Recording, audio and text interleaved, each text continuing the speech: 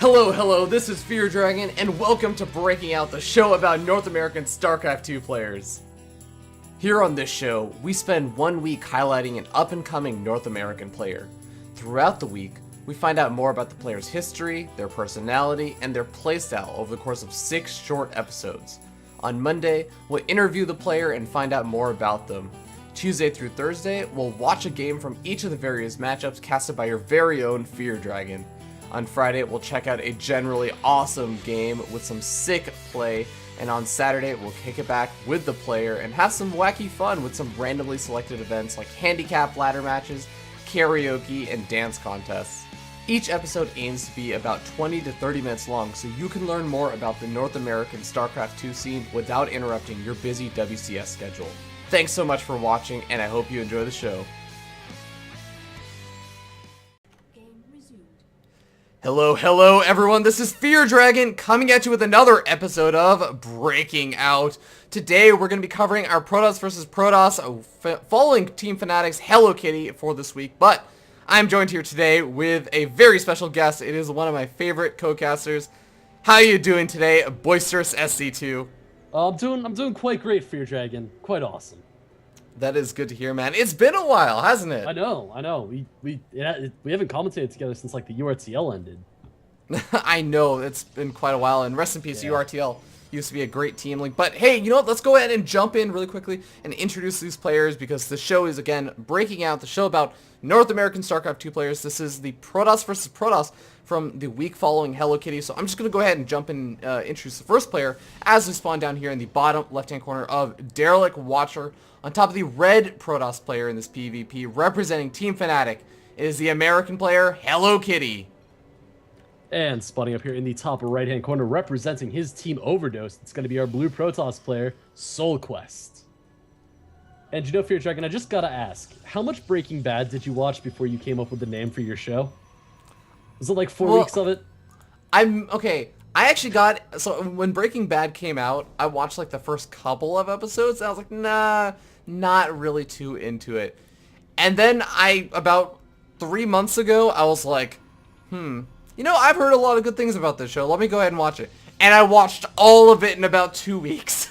And then you came up with the name Breaking Out, right? It may have been related. Okay. I may have already done an intro, if you actually comb through the VODs, where I accidentally said, welcome to Breaking Bad. Dude, you should definitely get like the Breaking Bad theme music, like the dun dun dun dun dun dun, dun and just play it 1 week. Oh god, that would be like the worst joke possible, and I've also get a lawsuit on my hands. But hey, you know what, Boisterous? This PvP is starting to kick off, and we can start to see some of these builds shaping up with the Gas Geysers. What do you really generally see in PvP these days? Well, you know, there's not a whole lot of deviation until like the 6-minute mark. The only real thing that we can notice this early is that SolQuest is actually putting 3 guys on both of his geysers, whereas Hellokitty is just sticking to 2. So we're probably going to see a little bit more of a tech-heavy build out of SolQuest, whereas Hellokitty might be going for more of an early aggression type build. Yeah.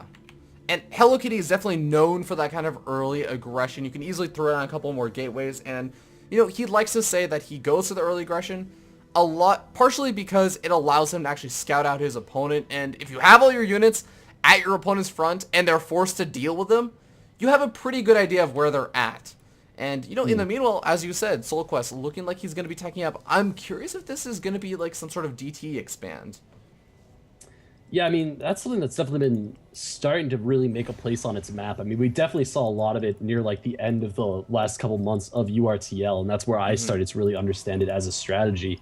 But I don't know, it's something that I'm not sure how often I would use it against such a caliber player as Hellokitty. I mean, Hellokitty's a pretty good guy. It's not something I think you would get caught off guard by. Yeah, you do have to be careful by it. I mean, you can still make it work even if your opponent gets that detection up, but actually, I do want to note that we have a Twilight Council going down for Fnatic Gaming's Hellokitty rather than Overdose's SolQuest. So, this is looking to me, especially with the, you know, 3-stalker opening and everything, this looks to me like Hellokitty is going for a 3-stalker rush into maybe a Blink Stalker play. But the question is, does he expand behind this, or does he do something else? I mean, it doesn't look like he really wants to set up the expand right now, but it is going to be that 3-stalker rush. We do have Blink coming down, so we might see a Blink up into the main base. I'm surprised he hasn't pushed out with his Stalker force quite yet. However, I guess he's just going to wait until Blink finishes to really get any sort of aggression going, which is a fairly strong play. I mean, Soul Quest does have a robotics facility on the way, and once those Immortals come out, it's going to be hard for those Stalkers to actually do a significant amount of damage. Barring amazing micro or horrible micro from either one of our players. Yeah, it's going to be really, really interesting to see how exactly this plays out, because again, it's going to be Blink Stalker Micro versus Blink Stalker Micro. Oh. Robotics facilities coming out, and I have to say, with a map like Derelict Watcher, I mean, if you just look at this giant edge area of where you can kind of blink over into the main base, there is just so much room. So it makes sense that both these players would actually be going for this kind of strategy on a map like Derelict Watcher. Yeah, it's definitely something kind of like Star Station. Not quite as ridiculous as Star Station, but it's up there. It looks like we are going to have Soul Quest starting to push out and poke against his opponent across the map. However, Hellokitty does have the solid lead on Blink, so he isn't going to be too scared of his opponent's force, because Blink is, of course, an amazingly important upgrade, and he will be able to hold off basically any amount from Soul Quest once it finishes. And I actually want to note that right now, or at least a second ago, it looked like Hellokitty was actually leading even in the Stalker count. So he's going to be leading in Blink and in the number of Stalkers. And with Blink finished up for Hellokitty, I think that Soul Quest is going to have to be a little bit careful over here. Hellokitty's starting to move down. He's going to be able to actually see those Stalkers. But, oh man, I think that just naturally you see Stalkers at your front and you feel a little bit more defensive. But he's not going to be impaired by that. Oh man, he just barely doesn't snipe off the Mothership Core. We do have quite a nice Time Warp going down on Soul Quest units. He does manage to kill off the Time Warp, or the Mothership Core, and it looks like we are going to have all of these Stalkers getting picked off by Hellokitty, and he will be able to take this fight quite crushingly without much of a challenge at all. He's going to come out with the 5-Stalker lead, which is quite impressive this early in the game. And Soul Quest is going to have to follow that up with a defensive Immortal. Yeah, that was actually some great micro coming out from both of the players, but Hellokitty coming out on top with that aggressive micro play, and hey man, now he's going to be able to easily deny any kind of natural expansion from going down with all these Stalkers. Even with an Immortal out, you have to be careful, because your opponent could always just throw down a Time Warp on that ramp, make it so difficult for that Immortal to actually retreat, and at the same time, Fnatic Hellokitty just doing some great Blink micro and continuing the aggression. Yeah, and he's definitely going to want to push this as hard as possible. I'm not quite sure how much that's going to be able to go. It looks like he did manage to kill off one of his own Stalkers there. A little bit of a faux pas. And Soul Quest, interestingly enough, going for the Dark Shrine. He's really, really going to edge right into this. I don't think he actually knows that Hellokitty had that robotics facility down or even had an observer out. So these Dark Templar might be a severe issue when it comes to the mid game. Well, Hellokitty has to be careful, because if he accidentally loses that observer, he could be in for a world of trouble right now. A couple of Zealots actually coming in from Soul Quest over to Hellokitty's main base, going for some Zealot harassment, but it looks like some nice micro actually coming out from Hellokitty. Managed to take out one of those Zealots and going to be able to easily warp in some extra Zealots to defend his main base. But honestly, Hellokitty doesn't even mind losing a handful of these probes. He's actually up a good 7 probes right now, and an expansion. Yeah, he's a pretty solid economic lead right now. I mean, currently, he's just trying to delay this expansion for as long as possible without actually expending any money on it. And it looks like as soon as Soul Quest moves down the ramp, he's going to be like, all right, okay, Soul Quest, you can just take the expansion. I'm gone. He will lose this observer, it looks like. That kind of sucks. However, he will be able to produce another one before any sort of Dark Templar rush can get out across the map. Now, there is a proxy pylon on the other side of the map, so that Dark Templar rush could actually very well happen. There is an observer actually. Do we actually have a DT? Yeah, there is actually already a DT from Soul Quest, sitting up at 5 kills. That's actually a really nice win right now for Soul Quest. It's over in the main base, and at the same time, Soul Quest, while he pulls this entire army out of position, he's moving across the map with his army. He might actually be able to do a nice little push up at the front while Hellokitty's out of position.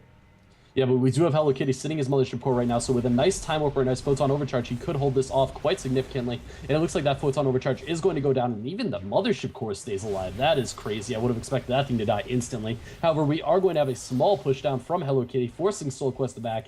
Some force fields going down for both of our players, however, nothing significant. It looks like this large amount of Immortals should be able to stop Soul Quest from really losing significantly in this battle. However, they are caught up right there at the front with the Zealots, and we are going to have this battle coming in. A couple of Zealots flanking in, and oh man, Soul Quest taking this battle into such depths that I never thought were going to come out of it, but it looks like all of these Immortals from Hellokitty are going to die, but will he have enough Stalkers? He just might. What? What? Wow.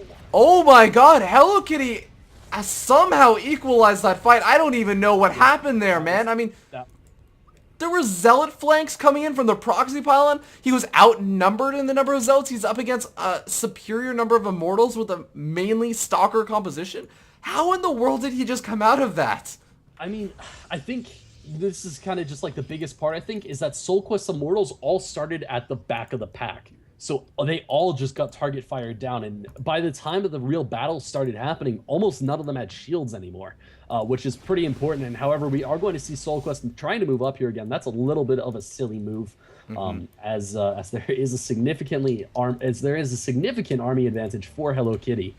And you have to remember, even though normally you don't think PvP, Defender's advantage, because, you know, your units just get warped in, you have to remember those Immortals are playing a huge part in this game right now. And actually, we have a Zealot run by from Hellokitty over into the main base, but, you know, as I was saying, as this Zealot will get cleaned up quite easily by those very, very angry probes, the Immortals for Hellokitty, you're just going to be getting to that fight 10 times faster than the Immortals of SolQuest, who have to walk all the way across the map. Yeah, and it looks like SolQuest will be pulling back here. He knows that he can't really take another fight with Hellokitty because he does have a severe deficiency as far as Immortals go. But Hellokitty is going to be the one going into the aggressive stance here, moving forward, blinking those Stalkers up, just, you know, really spreading his army out actually here. But that shouldn't be too much of an issue, as he will probably just stop somewhere outside of his opponent's base. Yeah, and he knows where the army is with that proxy pylon, but I have to say, I'm really surprised that SolQuest has not actually had the opportunity to grab his 3rd and 4th gas guys, as generally in a PvP, gas is one of the most intensive things that you need to have in this matchup, but not being able to establish his 3rd and 4th gas guys up until now, I mean, that has got to be hurting him right now. Well, I mean, the weird thing for SolQuest is that he does have a bank of 600 gas, so even though you would say that it would normally hurt him, I don't think he's really feeling the sting yet. I don't think he was producing Warp Prisms instead of Immortals for the last, you know, minute or so. So that's probably why he hasn't quite been hurting on gas yet. But he also has a significantly higher Zealot count than his opponent compared to the Stalkers. So he's actually going for a much more mineral heavy army. Yeah, I would love to actually even maybe just see charge coming out of him with how many Zealots he actually has. And hey man, especially if you're up against a very Immortal-based army, this could work out pretty well. But in fact, we're going to be seeing Hellokitty being the one with charge as the Warp Prism comes in and scouts it out, warping in DT and 2 charge Zealots, or no charge on them. But still, that's going to be very, very annoying for Hellokitty to deal with. Yeah, and it looks like a Photon Overcharge does go down. However, we are going to have this Warp Prism not escaping at all.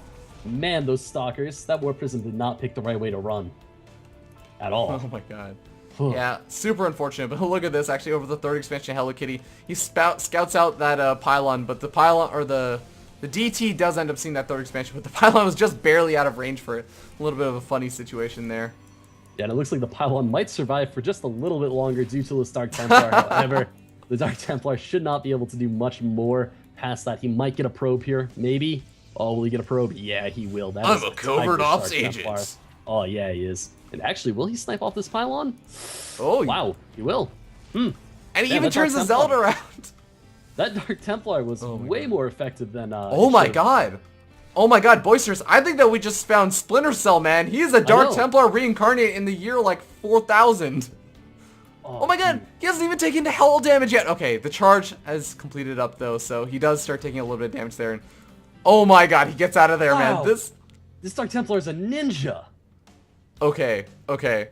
This is just showing what years and years, 3,000 years of training, what it can do for Splinter Cell. This is what he looks like 3,000 years later. Sam Fisher just turns into an alien with permanent invisibility. Oh, Sam Fisher's son! He's sniping out probes at the 3rd expansion. The pylon goes down, but I mean, he's actually doing a decent amount of damage over here, and Hellokitty is having to pull his entire army over here to this 3rd expansion just to try and get up a photon cannon. There we go. Oh man, that was some pretty impressive DTRs from SolQuest, and you know, he's doing a good job. Actually, he's managed to equalize the probe counts, which were in favor of Hellokitty for a majority of the game. Oh no, Sam Fisher looks like he might be in trouble here. He does have an observer sitting right above him. No, Sam Fisher. Run, Sam Fisher. All right, he's out. It's all good. Oh, no, he's coming back for more. Oh, Oh, oh my God. That Dark Sam Templar. Fisher, no. I care way too much about this Dark Templar right now, Fear Dragon. You gave him a personality for me. That is, if he is not named Sam Fisher, that is his new name. But, Yeah. you know, while we come back to the actual game, we do have upgrades going down for both these players. Looks like, actually, they're pretty even on upgrades. Just +1 weapons done for both these players. But I have to say, right now, look at the immortal count of Soul Quest. This is kind of insane. No, it's fully insane. I mean, his army is literally Zealots and Immortals. He has like 2 Stalkers and 4 Sentries, but those don't matter at all. He has 7 Immortals, which is crazy. Like, legitimately crazy, I think. I think certifiably so. Yeah, but, you know, I'm still a little bit worried right now for Soul Quest. He's transitioning into Void Ray, which is a good play for super late game PvP, but his opponent, Hellokitty, already has Colossus up, and once Hellokitty gets up around 6 to 7 Colossus, it actually doesn't matter how many Immortals you have, because the Colossus just do the splash damage so fast that your hardened shields immediately evaporate. Yeah, and I mean, the big issue for Soul Quest right now is actually, no, it's not a big issue anymore. He just got charge. He didn't have charge for the longest time for having such a Zealot-heavy army. However, even with charge, I mean, Zealots just melt when they're confronted with both Archons and Colossi, which are 2 of the bigger parts of Hellokitty's army. Ugh. Yeah, I could not agree more, but hey, I mean, we have Tempest on the way right now for Soul Quest, so he's definitely getting ready to transition out to that late game, but Hellokitty does still have a decent number of those Stalkers, so, and even with some Archons in the mix, going to be getting Psionic Storm as well for potential Void Ray transitions. I mean, this still could work out, but it's really going to be a battle between 2 different sort of play styles and ideologies about late game PvP. Do you go for Air Toss, or do you stick with the sort of Wings of Liberty, Archon, Immortal, with some High Templars mixed in with Storm? Yeah, and I mean, the Death Ball from Hellokitty is currently looking quite strong. However, I think that if Soul Quest can really manage to stretch this game out, he's definitely going to have the advantage, because as those Tempest numbers start to grow, I mean, just nothing can survive in front of them. They just have such insane range and such insane damage versus Massive. It just gets a little bit frightening.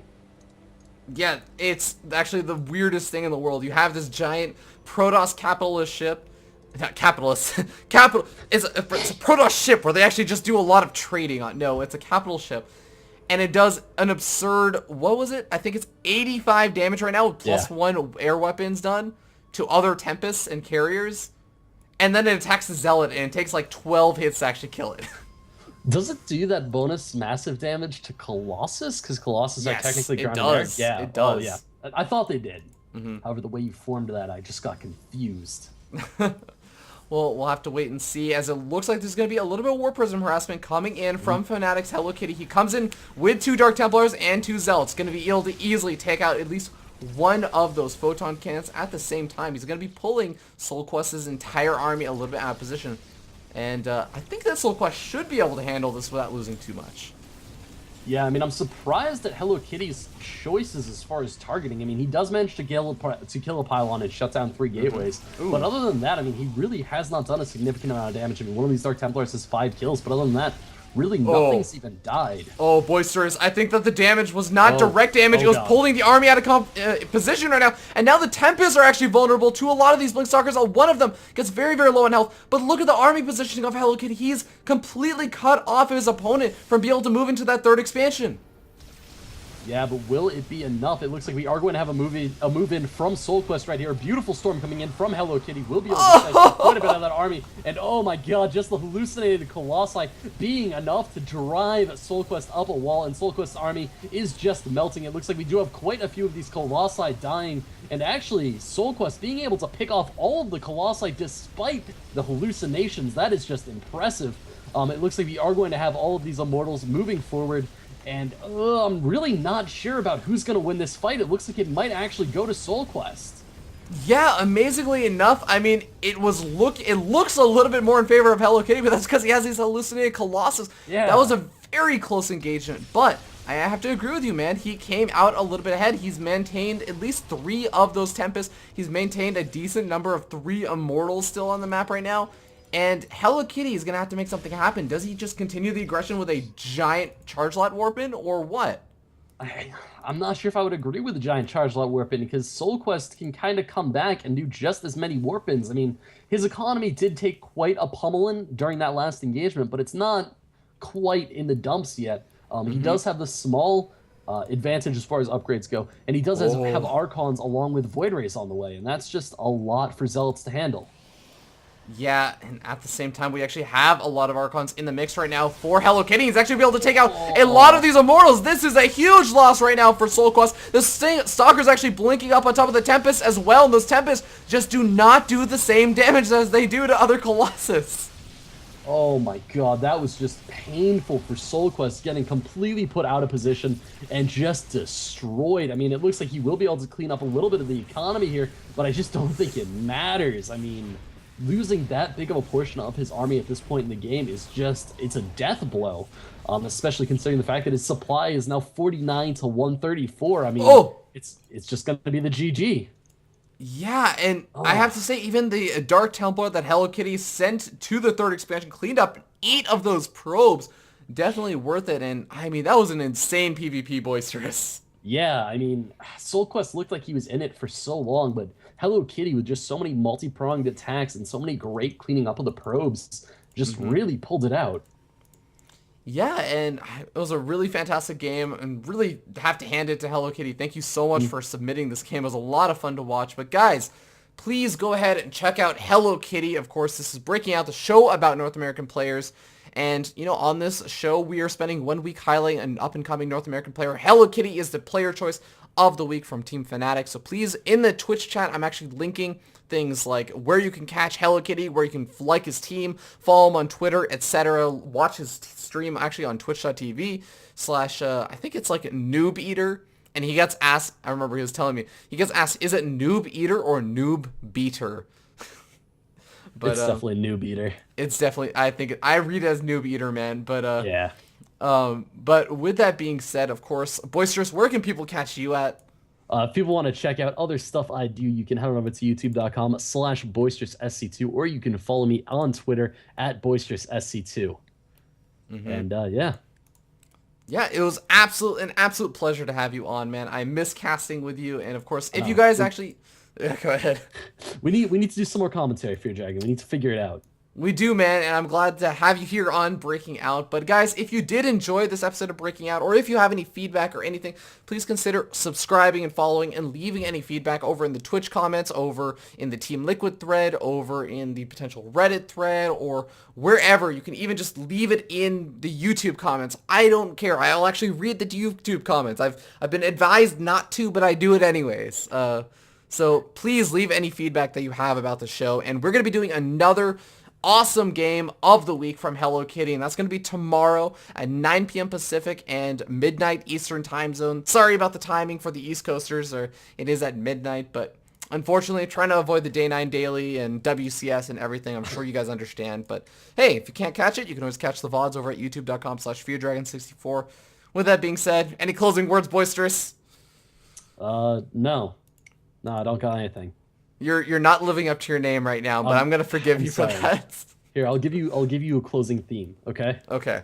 Just as you close it out. Ready? Okay. Dun dun dun dun dun dun dun. Done.